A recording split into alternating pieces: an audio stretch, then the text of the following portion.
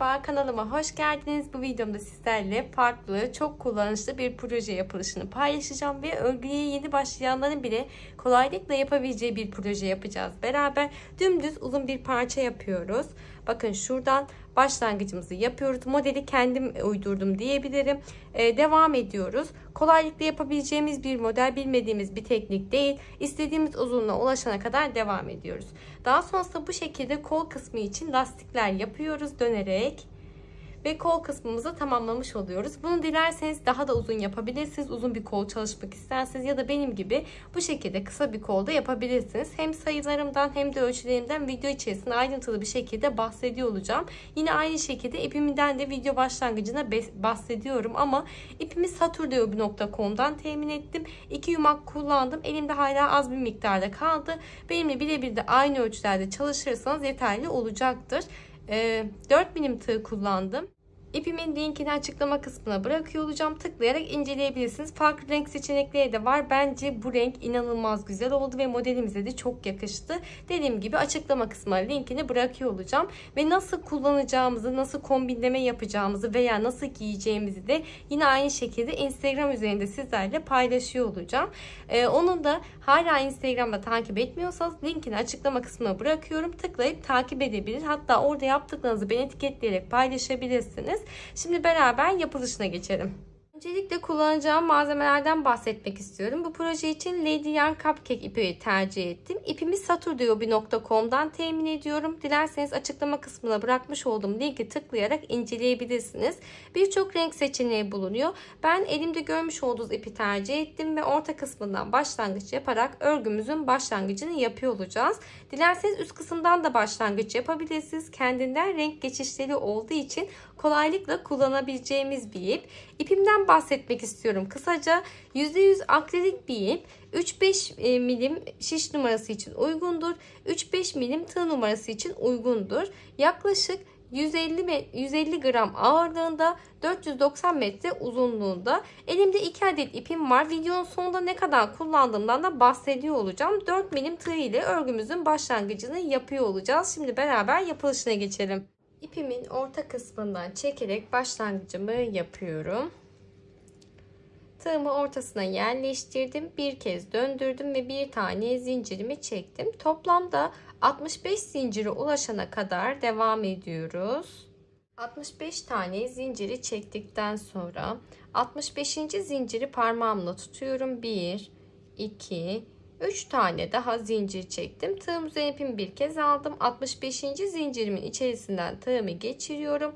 İpimi 2 seferde çekerek bir tane ikili trabzan, tığım üzerine ipimi bir kez aldım. Yandaki zincirden tığımı geçirdim. İpimi 2 seferde çekerek ikili trabzan, tığım üzerine ipimi bir kez aldım. Yandaki zincire geliyorum.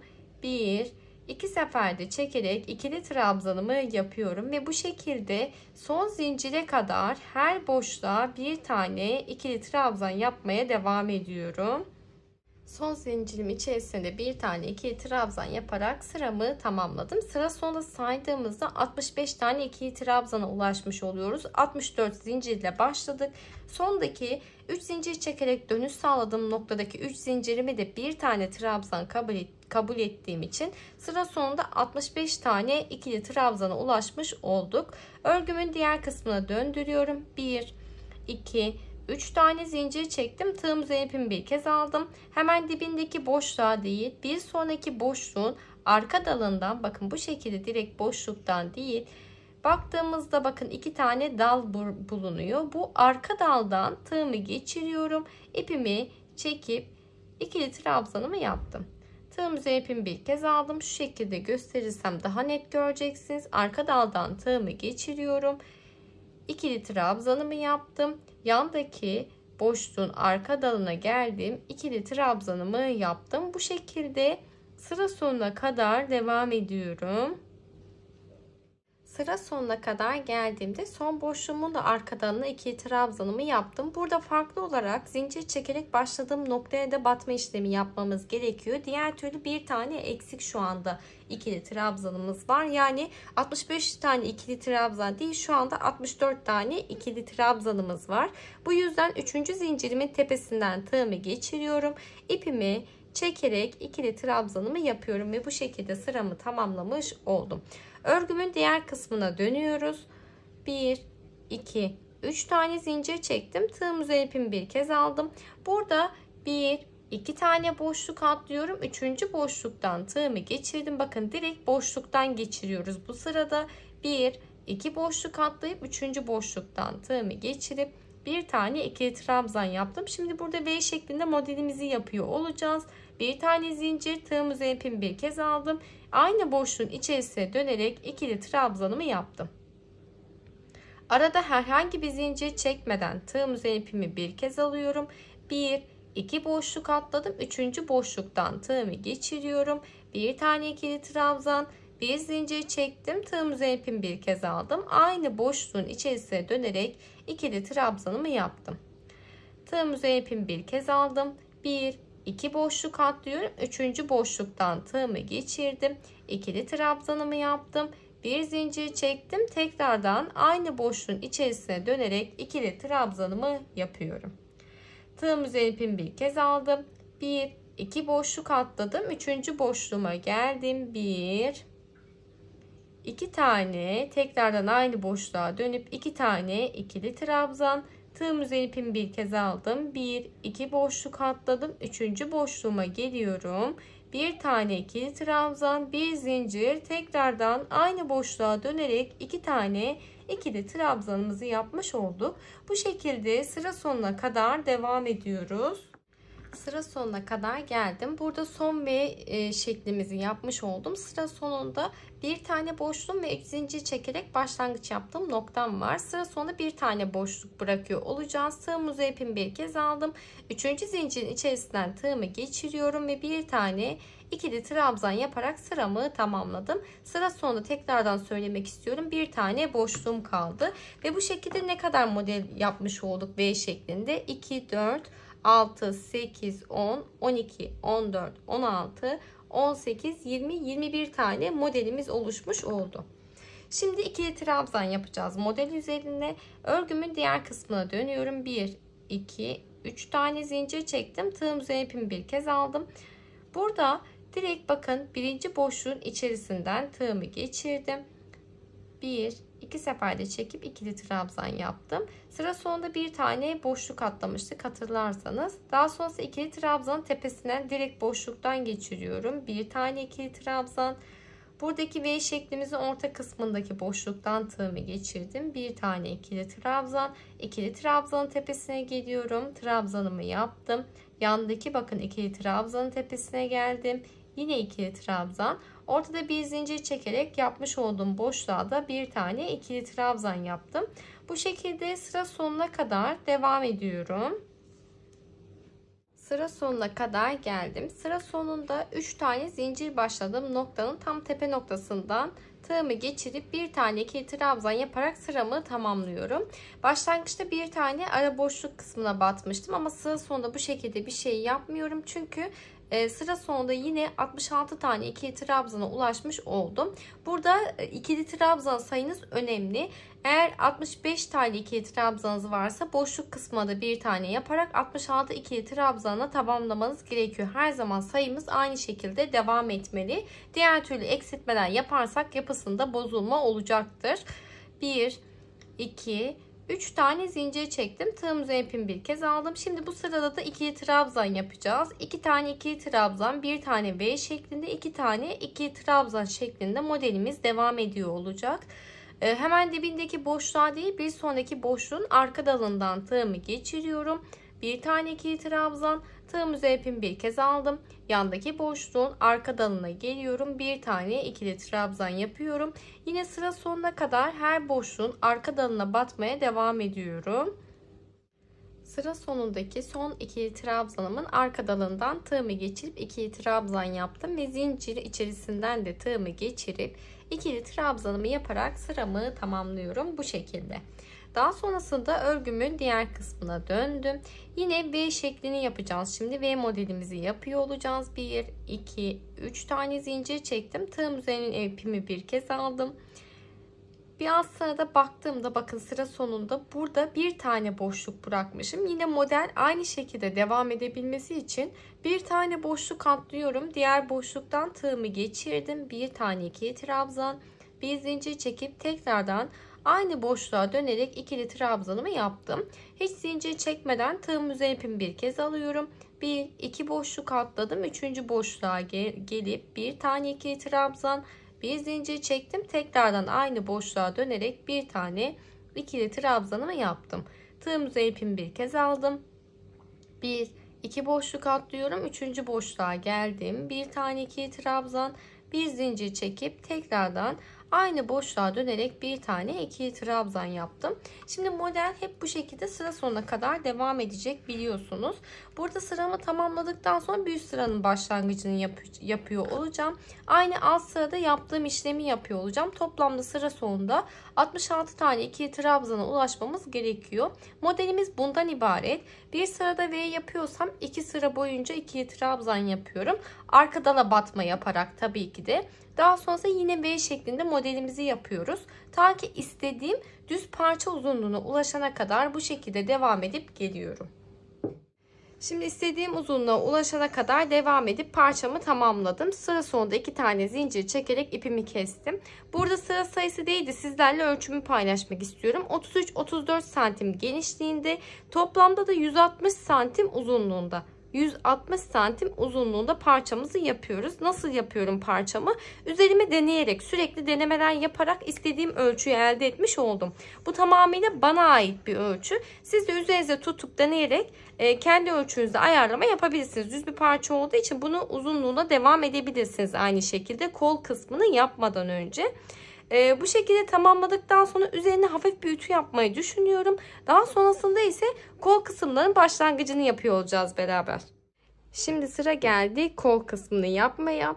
Bitirdiğimiz noktadan başlangıç yapıyor olacağız. Herhangi bir dikme işlemi yapmadan. Bakın diğer taraftaki kol işlemini yaptım geldim sayılarımı belirlemek adına. Şimdi burada beraber başlangıç yapıyor olacağız. Şöyle tutuyorum bakın kenar kısmını. Ön kısmı dışarıda, ters kısmı içeride şeklinde. Tığ işi lastik ile başlangıç yapıyor olacağız. Hemen şöyle ipimi arkaya çekiyorum.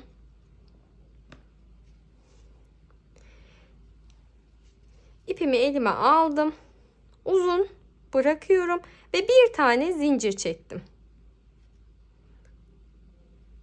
Daha sonrasında tığım üzerine ipimi bir kez aldım. Bakın burada şöyle üst üste getirecek şekilde tutuyorum.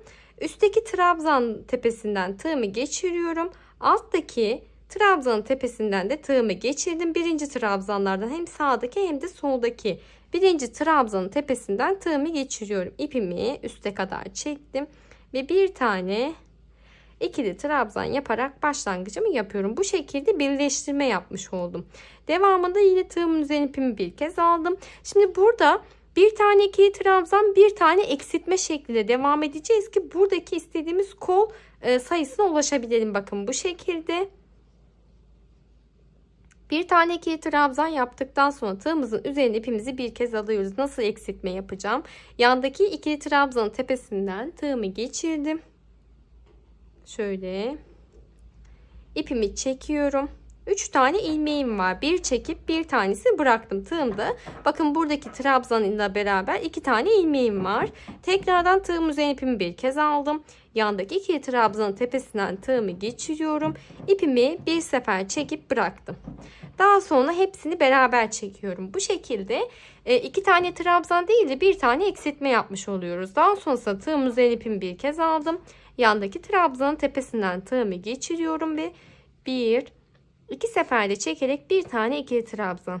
Tığım üzerine ipimi bir kez aldım. Şimdi bir tane ikili trabzan yaptık. Bir tane yine eksiltme yapacağız. Yandaki boşluktan tığımı geçiriyorum. İpimi çektim. Bir çekiyorum. İlmeğimin bir tanesini bıraktım. Tığım üzerine ipimi bir kez aldım. Yandaki trabzanın tepesinden tığımı geçiriyorum. Bir çekip bıraktım. Tığımda 3 tane ilmeğim var. Hepsini beraber çekerek eksiltmemi yaptım. Eksiltmemi yaptıktan sonra yandaki boşluğa geliyorum. Bir tane ikili trabzan yaptım. Şimdi yine eksiltme yapacağız. Yandaki boşluğa geldim. Bir çekip ilmeğimi bırakıyorum. Yandaki boşluğa geldim. Bir çekip ilmeğimi bıraktım. 3 tane ilmeğim olunca hepsini beraber çekerek eksiltmemi yapıyorum. Yandaki boşluğa geldim. 2 seferde çekerek ikili trabzanımı yaptım. Şimdi hep bu şekilde devam ediyorum. Bir tane ikili trabzan, bir tane eksiltme şeklinde sıra sonuna kadar devam ediyoruz. Sıra sonundaki son boşluğuma da bir tane ikili trabzan yaptıktan sonra ilk ikili trabzanın tepesinden tığımı geçiriyorum. İpimi çekip ilmeğimi içerisinden geçirerek ilmek yürütmemi yapıp birinci sıramı tamamlamış oldum. Bakın birazcık bu şekilde toparlanmamız oldu. Şimdi lastik kısmına başlayınca daha da bir toparlanmaya başlayacak. Nasıl lastik yapacağız? 1, 2, 3 tane zincirimi çektim. Tığım üzerine ipimi bir kez aldım. Bu dibindeki ikili trabzana herhangi bir şey yapmadan ikinci ikili trabzana bakın tığım arkadan geçiriyorum. Üzerinden geçirdim. Daha sonrasında 1-2 seferle çekerek ikili trabzanı yaptım. Buradaki trabzanımız altta kaldı. Tığım üzerine ipimi bir kez aldım. Şimdi üstten bakın trabzanın altından geçiriyorum. Bu şekilde trabzanı üstte bırakıyorum. Tığımı altta bıraktım. İpimi çekip 1-2 seferde çekerek ikili trabzan yaptım. Tığım üzerine ipimi bir kez aldım. Şimdi arkadan geçiriyorum. Arkadan öne doğru geçirdim. Trabzanımı altta bıraktım. Daha sonra ipimi çekiyorum. 1-2 seferde çekerek ikili trabzan yaptım. Tığım üzerine ipimi bir kez aldım. Şimdi burada eksiltme yapmış olduğumuz trabzan var. Onu da 2 tanesinden geçirmiş oluyoruz. Hemen altından bakın bu şekilde tığımı geçiriyorum. İpimi çektim. Trabzanımı yapıyorum. Daha sonrasında yine tığım üzerine ipimi bir kez aldım. Arkadan öne geçiriyorum. Trabzanı altta bırakıp ikili trabzanımı yapıyorum. Bakın eksiltme yapmış olduklarımı 2 tane trabzan şeklinde yapıyorum. Tığım üzerine ipimi bir kez aldım. Alttan bakın ikisinin altından da geçiriyorum. Trabzan üstte kalıyor. İpimi çekip 2 seferde çekerek ikili trabzan yaptım. Daha sonrasında arkadan öne geçiriyorum. Trabzanı altta bırakıp ikili trabzan yapıyorum. Şimdi yine üstte bırakıyorum. Bakın bu şekilde ipimi 2 seferde çekip ikili trabzanımı yapıyorum. Bir tane altta bırakıyoruz. Alt kısımdan ikili trabzan yapıyoruz. Bir kere de üst kısımdan yapıyoruz. Hep bu şekilde sıra sonuna kadar devam ediyorum. Sıra sonuna kadar geldim. Sıra sonunda son bir tane ikili trabzanım kaldı. Onu da şöyle alttan çekerek ikili trabzanımı yapıp sıramı tamamlıyorum. Sıra sonuna geldiğimizde 3 zincir çekerek başlangıç yaptım. Noktada 3. zincirin tepesinden tığımı geçirdim. İpimi çekiyorum. İlmeğimi içerisinden geçirerek ilmek yürütmemi yapıp sıramı kapatıyorum.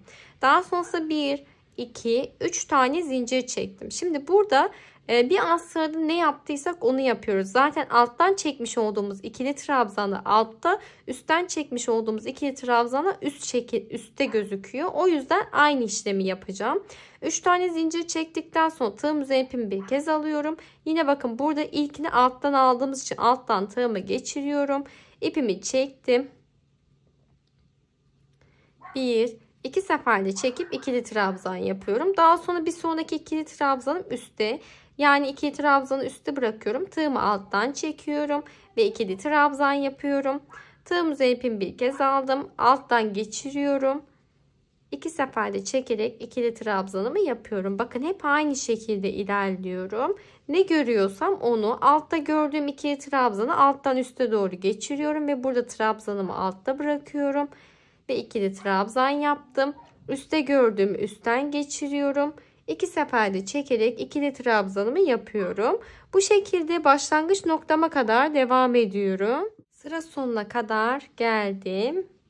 İkili trabzanımı üstte bırakıyorum. Son ikili trabzanımı da altta bırakıp ikili trabzanımı yaptım. Birleştirme noktamıza geldiğimizde ne yapıyorduk? 3. zincirin içerisinden tığımı geçiriyorum. İpimi çekip ilmeğimi içerisinden geçirerek ilmek yürütmemi yapıyorum. 1, 2, 3 tane zincir çektim. Tığım üzerine ipimi bir kez aldım. Birinci ikili trabzanı baktığımda altta bırakmışım. Yine aynı şekilde altta bırakarak bir tane ikili trabzan yapıyorum. Tığım üzerine ipimi bir kez aldım. Üstteki ikili trabzanımın altından tığımı geçiriyorum. Üste bırakıyorum ve ikili trabzan yaptım. Diğer ikili trabzanı altta bırakıp ikili trabzan yapıyorum. Ve bu şekilde devam ediyorum. Şimdi burada istediğiniz kol uzunluğuna ulaşana kadar hep aynı şekilde tığ işi lastik yaparak devam ediyoruz. Son ilmeğimi de alttan çekerek sıramı tamamlıyorum. 3. zincirin tepesinden tığımı geçirdim. İpimi çekip ilmeğimi içerisinden geçirerek ilmek yürütmemi yaptım. Ve 2 tane zincirimi çekip burada artık ipimi keserek tamamlıyorum. Daha sonra iç kısmında ilmek yürütmeler yaparak, yani ip yürütmeler yaparak gizleyeceğim. Ve bu şekilde tamamlamış olduk lastik kısmımızı. Şimdi ben burada sıra saymadığım için sizlerle ölçüsünü paylaşmak istiyorum. Birinci sıramda dahil 15,5 santim uzunluğunda kol kısmını ördüm. Bunu dilerseniz daha da uzun kol yapabilirsiniz. Yani buraya kadar da örerek tamamlayabilirsiniz. Tamamıyla size kalmış bir şey. İstediğiniz uzunluğa kadar kol için devam edebilirsiniz. Bu şekilde projemizi de tamamlamış olduk. 2 yumaktan hala birazcık elimde var. 2 yumak almanız yeterli olacak. Videoyu beğenmeyi, yorum yapmayı ve kanalıma abone olmayı unutmayın lütfen. Bir sonraki videoda görüşmek üzere. Hoşça kalın.